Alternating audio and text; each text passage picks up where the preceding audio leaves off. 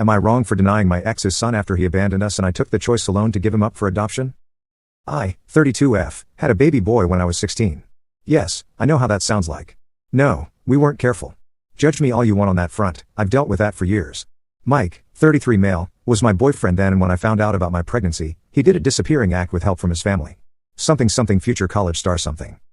My parents were always blunt. What happened next was my choice. After a lot of thinking, and deciding abortion just wasn't for me, I respect that right, I'm not here to debate it. It was just not for me, I chose to give up the baby for adoption. My parents knew a super sweet couple that were looking to adopt. We met and I just knew they were the right people. This turned from a teen mistake to an almost surrogacy. I started homeschool to finish my education and to have rest. The adoptive parents were with me for everything and even paid for most of the medical cost. The adoptive mother was a teacher, so she helped me with my schoolwork and to prepare for college. They were present for the birth and I refused to hold the baby.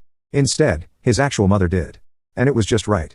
I've stayed in the baby's life in a distant position as a special aunt. Well, he's no longer a baby and he knows who I am, but his mom is the same woman that raised him and I continue to be his special aunt. The only change is now he knows who to call if he needs a kidney. His sense of humor is like mine, go figure. We talk maybe once in a blue moon, which in all honesty is the best. He's happy and I don't regret giving him up to have a happy life. For my part, I married 6 years ago. My husband, Aaron, 44M, was divorced in good terms with Bella, 40F. They have 2 children together. A boy that is 16 and a girl that is 19. Aaron made it clear since we began dating that his kids' approval was important and that Bella was part of his life forever. Not as a spouse but as a friend and mother to his children. I also told Bella and him about my teen pregnancy. Well, to begin with the kids, my stepdaughter and I get along well. She's obviously closer to her mother, but she still does girls' days with me every so often. It's more like friends though. My stepson is incredibly close to me. He calls me his other mom and always asks me to be present for important events.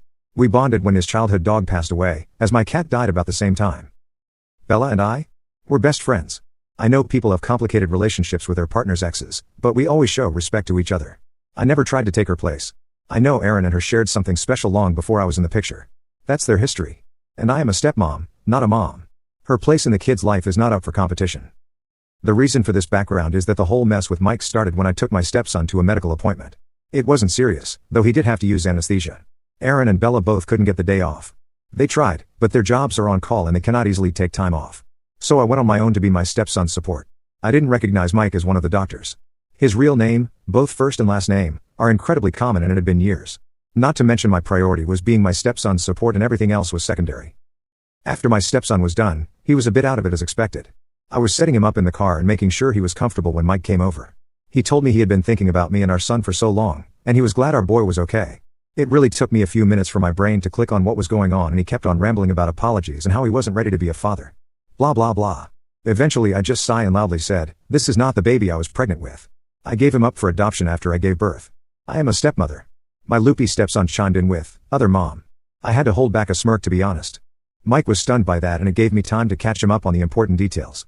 I gave up the baby, he knows what happened and why I gave him up. I married a man with 2 children, I am happy and don't want him in my life. And no, I won't give him contact information for the adoptive family. He is 16 years too late. That was the end of it and I got into my car to get my stepson home to rest.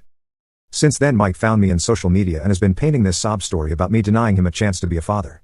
How I was a poor mother that threw away her child to raise someone else's children. I'm basically the she-devil apparently. Most of our former classmates that saw the post reminded him that he left me. Some of his HS friends even pointed out he laughed about leaving me pregnant. I didn't know that part. A few of his relatives have reached out to bash me about taking Mike's chance to be a father. That it made me a poor Christian. I'm not. I'm Jewish to begin with.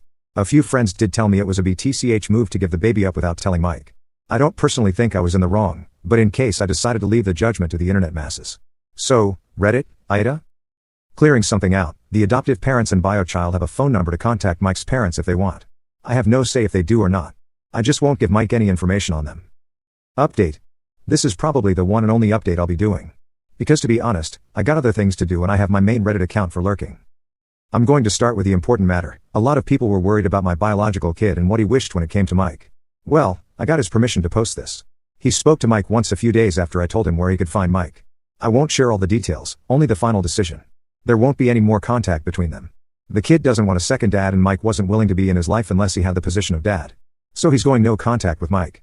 There was more to it, but it's very personal and I feel it's not my place to share it. The kid and I will continue to have a relationship as aunt and nephew. And he knows whatever he needs medically, I'll always be first in line to give blood, kidney, etc. For those wondering why Mike is so big into contact with the kid, I found out a few details via his friends. Mike can have more kids. He just hasn't had a stable relationship in years. Which I can believe, since I finally had enough and decided to accept going to have coffee with him to get some things squared away. My husband came, of course, but he sat at another table to let me deal with it. I asked him to. The conversation was a show, to be honest. Mike brought me flowers and chocolate-covered strawberries, my old favorites. He treated it all like some date. I nipped that bud immediately. I introduced my husband and told him we were very much in love and happy, so I don't appreciate any attempts at unwanted romance. Once we sat down, he started by telling me what I knew about him having failed relationships.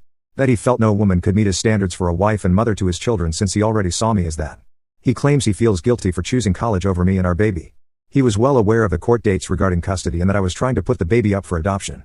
When he saw me taking care of my stepson, he thought I had chickened out of giving the baby away. Seeing me be all caring of our baby boy made him think how great it would be if the three of us could be a family, and maybe have a bigger family down the road. He had the gall to ask me if I would consider divorcing my husband and try to fight for custody of our son. I have to admit, I laughed in his face. I probably was overly cruel, but I had years of stress, heartache, and judgmental encounters to drop on him. I told him all I saw in him was a coward. A coward that, instead of staying to make adult decisions, decided to run with help of mommy and daddy. That any love I had for him died the day I had to push out a full human being, and instead of knowing I had support from him, there was a big empty spot where the dad was supposed to be.